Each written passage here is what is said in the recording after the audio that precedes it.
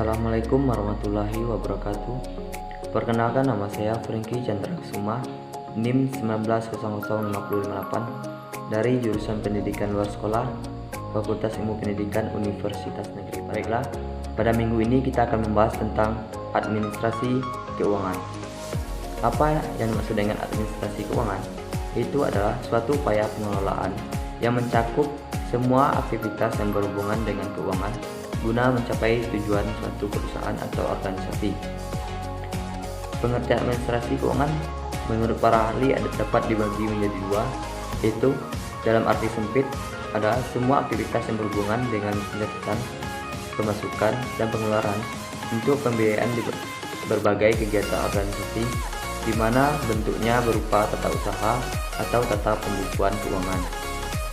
Dalam arti luas, administrasi keuangan itu adalah suatu kebijakan mengenai pengadaan dan penggunaan keuangan organisasi untuk mewujudkan kegiatan organisasi tersebut, di mana bentuknya berupa pengelolaan keuangan meliputi perencanaan, pengaturan, pertanggungjawaban, dan pengawasan keuangan.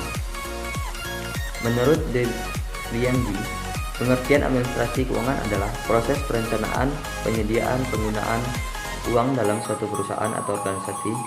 Dengan kata lain, administrasi keuangan merupakan kegiatan penataan yang mencakup penyusunan anggaran belanja, penentuan sumber dana, cara pemakaian, hingga pembukuan. Selanjutnya itu adalah proses administrasi keuangan. Yang pertama ada penyusunan RPS. RPS ini adalah suatu hal yang sangat penting dan harus ada di setiap sekolah, karena RPS ini dijadikan sebagai pedoman baik secara terus-menerus maupun tidak, dengan tujuan agar kurangnya risiko dan mempermudah untuk kegiatan kedepannya. Yang kedua ada penyusunan RKAS. Itu adalah dokumen anggaran sekolah resmi yang telah disetujui oleh pihak sekolah serta disahkan oleh Dinas Pendidikan. RKAS ini berlaku untuk masa 1 tahun ajaran yang terdapat anggaran belanja yang tercantum dalam RKAS. Yang ketiga ada tanggung jawab, yaitu sangat diperlukan tanggung jawab dapat berupa tanggung jawab terhadap sekolah, pemerintah, masyarakat, guru yang ikut serta dalam hal yang berkaitan dengan sekolah. Dan selanjutnya kita masuk dalam fungsi administrasi keuangan. Fungsi administrasi keuangan secara umum ada sebagai berikut. Yang pertama, fungsi investasi, yaitu dalam hal ini adalah semua aktivitas pengelolaan dana ke dalam aktivitas-aktivitas yang dipakai untuk mencapai tujuan organisasi. Investasi biasanya didapatkan dari modal organisasi atau dari luar. Investasi dapat dibagi menjadi dua kelompok, yaitu investasi jangka pendek, misalnya kas, piutang, persediaan, dan sebagainya. Yang kedua ada investasi jangka panjang, yaitu misalnya tanah, gedung, dan peralatan produksi, kendaraan, dan sebagainya. Yang kedua, fungsi mencari dana. Itu dalam hal ini fungsi mencari dana adalah fungsi untuk mencari modal untuk membiayai semua aktivitas yang dilakukan oleh organisasi. Selain itu, juga berfungsi untuk memilih dan memilah berbagai sumber dana yang tepat untuk masing-masing jenis kebutuhan. Artinya, suatu perusahaan harus memilih apakah dana diambil dari pinjaman jangka pendek atau pinjaman jangka panjang atau dari modal perusahaan itu sendiri. Yang ketiga ada fungsi pembelanjaan. Ini merupakan semua kegiatan yang berkaitan dengan penggunaan dana yang digunakan untuk membiayai seluruh kegiatan, baik itu dana milik sendiri maupun dana dari luar. Dengan kata lain, fungsi pembelanjaan di sini berkaitan dengan proses produksi maupun pendukung proses produksi.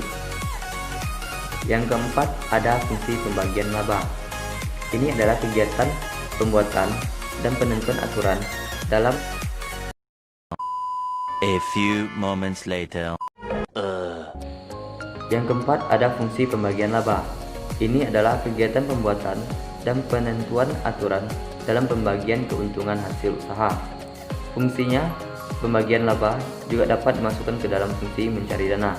Dalam arti, perusahaan berupaya mengembangkan usaha-usaha perusahaannya dari dana perusahaan itu sendiri. Selanjutnya kita akan masuk tentang manfaat administrasi keuangan. Setelah memahami pengertian administrasi keuangan dan fungsinya, tentunya kita juga perlu mengetahui apa saja manfaat administrasi keuangan. Secara umum, setidaknya ada 3 manfaat dari administrasi keuangan tersebut, yaitu yang pertama adalah pencatatan, penerimaan, dan pengeluaran suatu organisasi menjadi lebih teratur. Yang kedua, ada penggunaan dana, organisasi menjadi lebih terkendali, lebih terkoordinasi, dan lebih bermanfaat. Yang ketiga, dengan adanya administrasi keuangan, maka potensi terjadinya kekeliruan pembuatan laporan keuangan dapat diantisipasi. Selanjutnya, kita masuk dalam komponen administrasi keuangan. Dalam pelaksanaannya, administrasi keuangan terdiri dari beberapa komponen. Itu yang pertama, perencanaan keuangan. Itu semua kegiatan perencanaan, pemasukan, dan pengeluaran keuangan dalam jangka waktu tertentu. Yang kedua, ada penganggaran keuangan, yaitu ke semua kegiatan yang berhubungan dengan pemasukan, pengeluaran, dan kegiatan yang lain direncanakan sebelum dan dibuat detail anggarannya.